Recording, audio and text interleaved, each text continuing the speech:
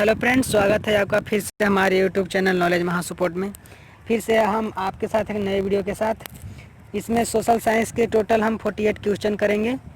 तो चलिए शुरू करते हैं बिना समय को हम वेस्ट किए। आज का पहला प्रश्न है, 1905 ईस्वी में बंगाल का विभाजन किसने किया था?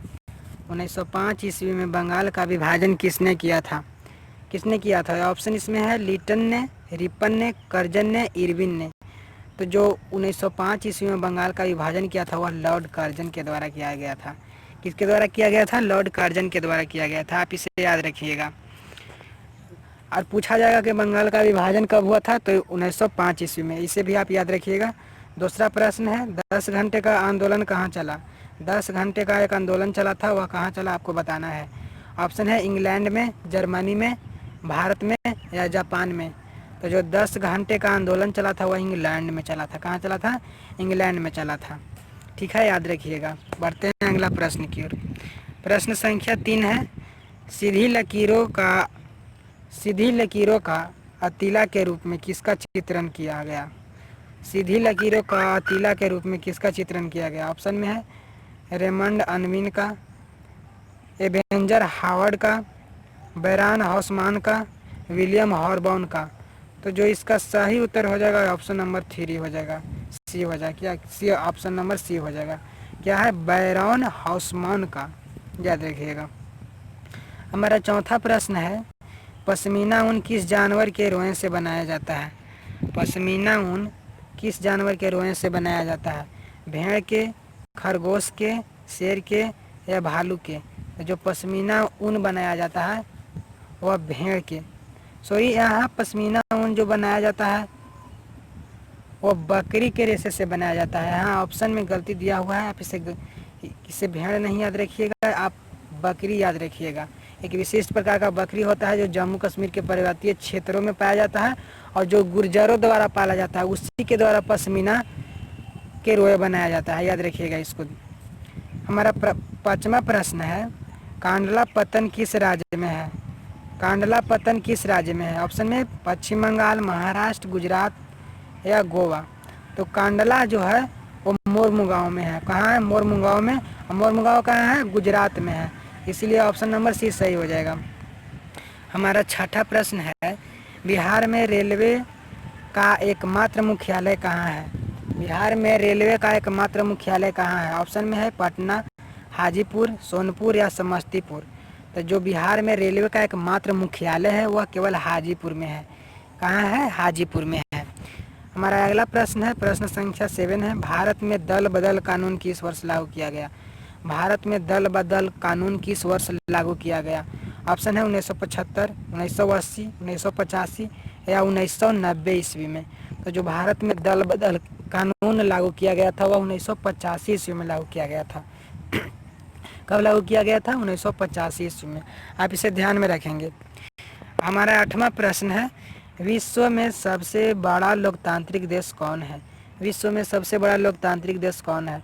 ऑप्शन चीन, अमेरिका, भारत और फ्रांस। तो जो हमारा विश्व में सबसे बड़ा लोकतांत्रिक वाला देश है वह भारत को माना जाता है। हमारा देश भारत को माना जाता है। किसको माना जाता है? भारत को। याद रखेंगे। हमारा 9वां प्रश्न है, मुद्रा वह है जो मुद्रा का कार्य करती हो। मुद्रा की यह परिभाषा किसने दी थी? मुद्रा की यह परिभाषा किसने दी थी? ऑप्शन में है मार्शल ने, रॉबर्टसन ने, हार्टले विदर्स ने या सेलिगमैन ने। तो जो यह परिभाषा दिया गया था यह हार्टल विदर्स के द्वारा दिया गया था। इसीलिए ऑप्शन नंबर सी सही हो जाएगा। हमारा अगला प्रश्न है, राष्ट्रीय कृषि एवं ग्रामीण विकास बैंक की स्थापना कब हुई थी? ऑप्शन में है हमारा 1952 ईस्वी, 72 ईस्वी, 62 ईस्वी और 1982 ईस्वी। तो जो राष्ट्रीय कृषि एवं ग्रामीण बैंक विकास की स्थापना हुई थी वह 1982 ईस्वी में हुई थी। कब हुई थी? 1982 ईस्वी में। आप इसे ध्यान में रखेंगे। पढ़ते हैं अगला प्रश्न की ओर। प्रश्न संख्या 11 है, गार्डन सिटी की अवधारणा किसने विकसित की थी? गार्डन सिटी की अवधारणा किसने विकसित की थी? ऑप्शन में है एवेंजर हावर्ड ने, विलियम नेपोलियन तृतीय या हॉसमन ने। तो जो गार्डन सिटी की अवधारणा विकसित किया था वह एवेंजर हार्वर्ड के द्वारा किया गया था। किसके द्वारा किया गया था? एवेंजर हावर्ड के द्वारा किया गया था। दोस्तों बता दें कि अगर आप हमारे अभी तक यूट्यूब चैनल को सब्सक्राइब नहीं किए हैं तो इसे रेड बटन को दबाकर सब्सक्राइब कर लेंगे और बेल आइकन को भी दबा देंगे। इसी तरह का हम ऑडियो के साथ वीडियो भी हम लाते रहते हैं, तो इसे आप सब्सक्राइब कर लेंगे, क्योंकि हम बिना आपको टाइम को वेस्ट किए हुए लगातार हम आपको पढ़ाते हैं। तो चलिए बढ़ते हैं अगला प्रश्न की ओर।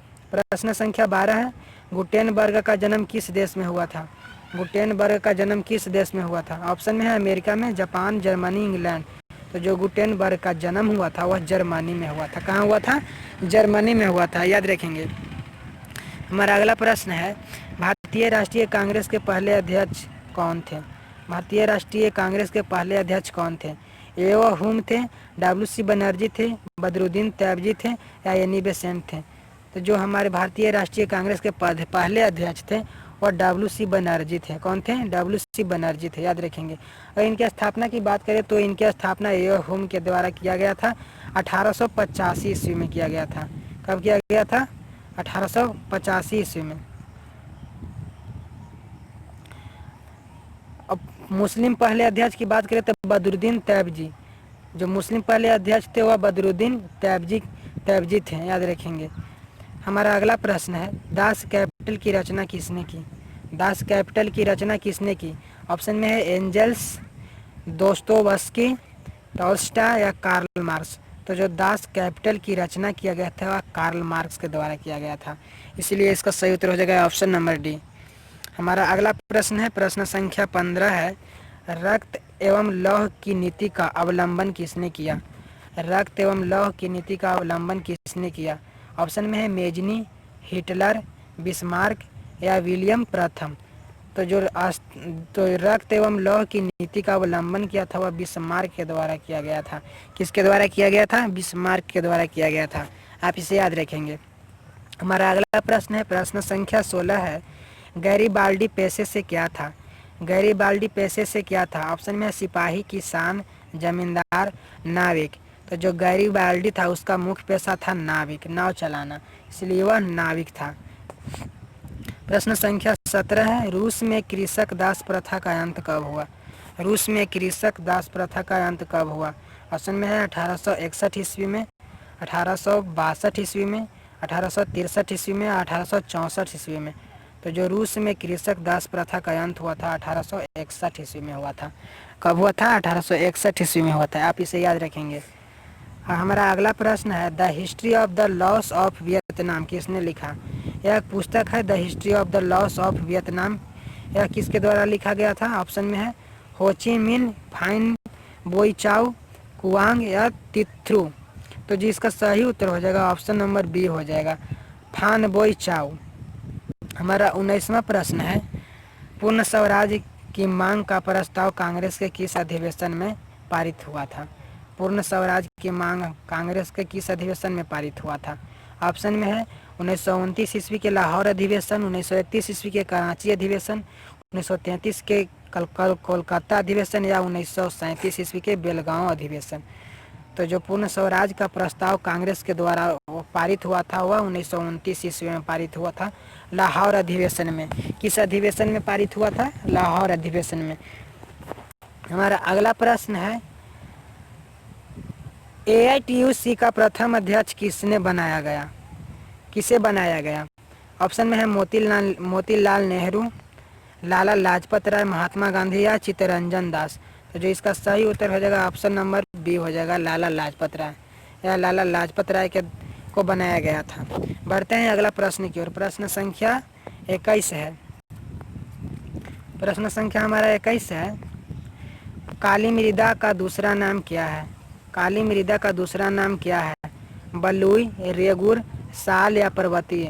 तो जो काली मृदा का दूसरा नाम है वह रेगुर है। क्या है? रेगुर है। काली मृदा का दूसरा नाम क्या है? रेगुर है। 22वां प्रश्न है, भारत के किस राज्य में वन का सबसे अधिक विस्तार है? भारत के किस राज्य में वन का सबसे अधिक विस्तार है? ऑप्शन में है केरल, कर्नाटक, मध्य प्रदेश या उत्तर प्रदेश। तो जो इसका सही उत्तर हो जाएगा ऑप्शन नंबर सी सही हो जाएगा, मध्य प्रदेश में। भारत के मध्य प्रदेश राज्य में वन का सबसे अधिक विस्तार है। हमारा अगला प्रश्न है, किस राज्य में खनिज तेल का विशाल भंडार है? किस राज्य में खनिज तेल का विशाल भंडार है? ऑप्शन में है असम, बिहार, राजस्थान, तमिलनाडु। तो जो इसका सही उत्तर हो जाएगा ऑप्शन नंबर ए हो जाएगा असम। असम में खनिज तेल का विशाल भंडार है। प्रश्न संख्या 24 है, इनमें से कौन उपभोक्ता उद्योग है? इनमें से कौन उपभोक्ता उद्योग है? पेट्रो रसायन, लौह अयस्क, चितरंजन, लोकोमोटिव या चीनी उद्योग। तो जो इसका सही उत्तर होगा, इसका सही उत्तर हो जाएगा ऑप्शन नंबर डी, चीनी उद्योग। चीनी उद्योग इसका उपभोक्ता उद्योग है। 25 नंबर क्वेश्चन है, नागर सड़क योजना के अंतर्गत सड़कों को कितने भागों में बांटा गया है? नागर सड़क योजना के अंतर्गत सड़कों को कितने भागों में बांटा गया है? ऑप्शन में है 4, 6, 2, 5। तो इसका सही उत्तर हो जाएगा ऑप्शन नंबर ए, या 4 भागों में बांटा गया है। नागर सड़क योजना के अंतर्गत सड़क को 4 भागों में बांटा गया है। प्रश्न संख्या 26 है, कुशेश्वर स्थान किस जिले में स्थित है? कुशेश्वर स्थान किस जिले में स्थित है? वैशाली में है, दरभंगा में है, बेगूसराय में है या भागलपुर में है? तो जो कुशेश्वर स्थान है वह दरभंगा में स्थित है। कहाँ स्थित है? दरभंगा में स्थित है। हमारा अगला प्रश्न संख्या 27 है, संजय गांधी जैविक उद्यान किस नगर में स्थित है? संजय गांधी जैविक उद्यान किस नगर में स्थित है? ऑप्शन में है राजगीर, बोधगया, बिहार शरीफ या पटना। जो संजय गांधी जैविक उद्यान है वह पटना में स्थित है। कहाँ स्थित है? पटना में स्थित है। हमारा अगला प्रश्न है, प्रश्न संख्या 28 है, 2001 में बिहार की कुल जनसंख्या कितनी थी? 8 करोड़ से कम, 8 करोड़ से अधिक, 9 करोड़ से अधिक या इनमें से कोई नहीं। तो जो 2001 ईस्वी में भारत के जो बिहार की कुल जनसंख्या थी वह 9 करोड़ से अधिक थी, इसलिए ऑप्शन नंबर 20 सही हो जाएगा। प्रश्न संख्या इसका सही उत्तर हो जाएगा ऑप्शन नंबर सी, 28 के ऑप्शन नंबर सी हो जाएगा, 8 करोड़ से अधिक थी। हमारा प्रश्न संख्या 29 है, उच्चावाच प्रदर्शन के लिए हैस्यूर विधि का विकास किसने किया? हैस्यूर विधि का विकास किसने किया? किसके लिए? उच्चावाच प्रदर्शन के लिए। ऑप्शन में है गुटेनबर्ग, लेहमान, गिगर, रिटर। तो जिसका सही हो जाएगा उत्तर हो जाएगा लेहमान। उच्चावाच प्रदर्शन के लिए हैस्यूर विधि का विकास किसने किया था? लेहमान के द्वारा किया गया था। प्रश्न संख्या 30 की ओर बढ़ते हैं। प्रश्न संख्या 30 है, निम्न में से कौन सा उद्योग चूना पत्थर को कांचे माल के रूप में प्रयोग किया जाता है? निम्न में से कौन सा उद्योग चूना पत्थर को कांचे माल के रूप में प्रयोग किया जाता है? ऑप्शन में है एल्यूमिनियम, चीनी, सीमेंट या पटसन।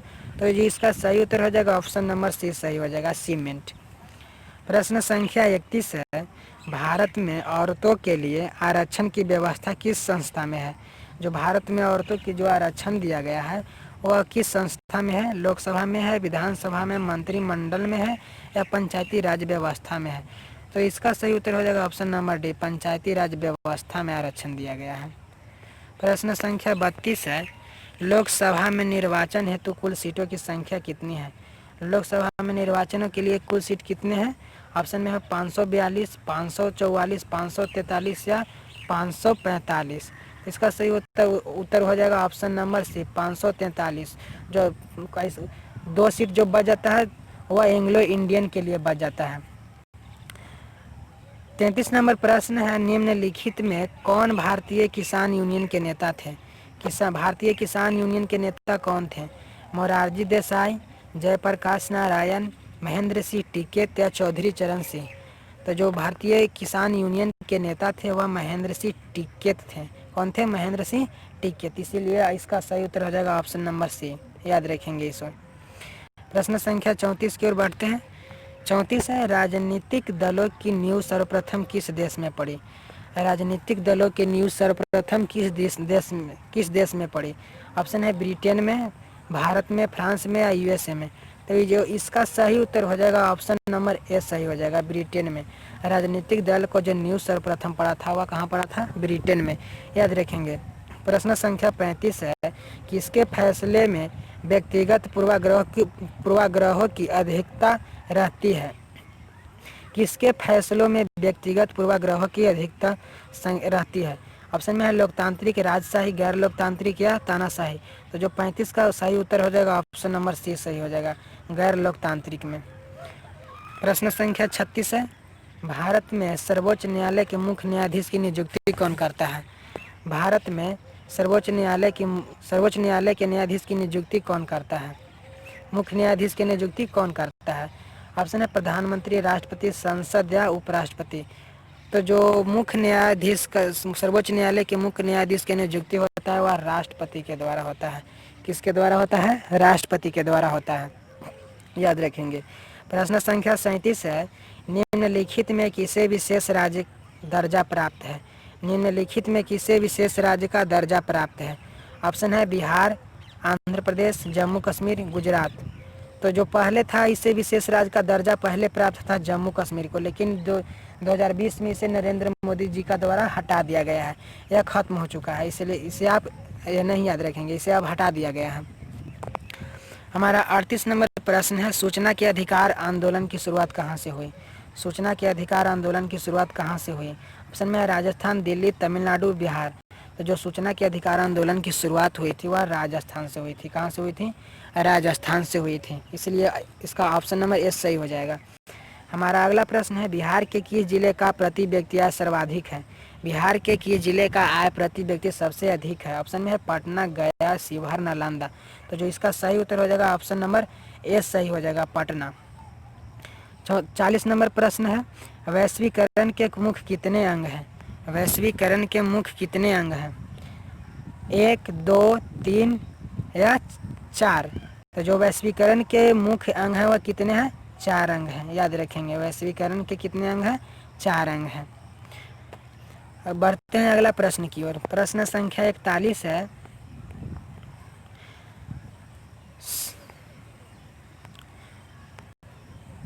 स्वर्ण भूषणों की परिशुद्धता को सुनिश्चित करने के लिए किस मान्यता प्राप्त चिन्ह का होना जरूरी है?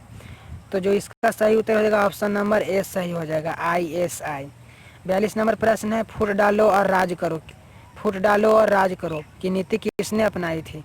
यह अंग्रेजों के द्वारा अपनाई गई थी, इसे तो आप लोग को याद होगा, इसे बताने की जरूरत भी नहीं है। अगला प्रश्न है, योजना आयोग के अध्यक्ष होते हैं, योजना आयोग के अध्यक्ष कौन होते हैं? योजना आयोग के अध्यक्ष कौन होते हैं? मुख्यमंत्री होते हैं कि गृह मंत्री होते हैं कि वित्त मंत्री होते हैं कि प्रधानमंत्री होते हैं? तो जो योजना आयोग के अध्यक्ष होते हैं वह प्रधानमंत्री होते हैं। कौन होते हैं?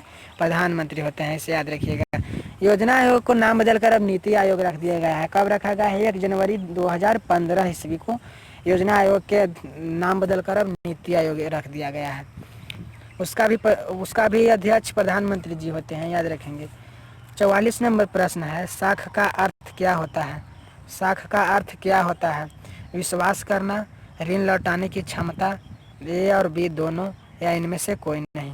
तो जो इसका उत्तर होगा ऑप्शन नंबर सी हो जाएगा, ए और बी दोनों। विश्वास करना भी होता है, ऋण लौटाने की क्षमता भी होता है।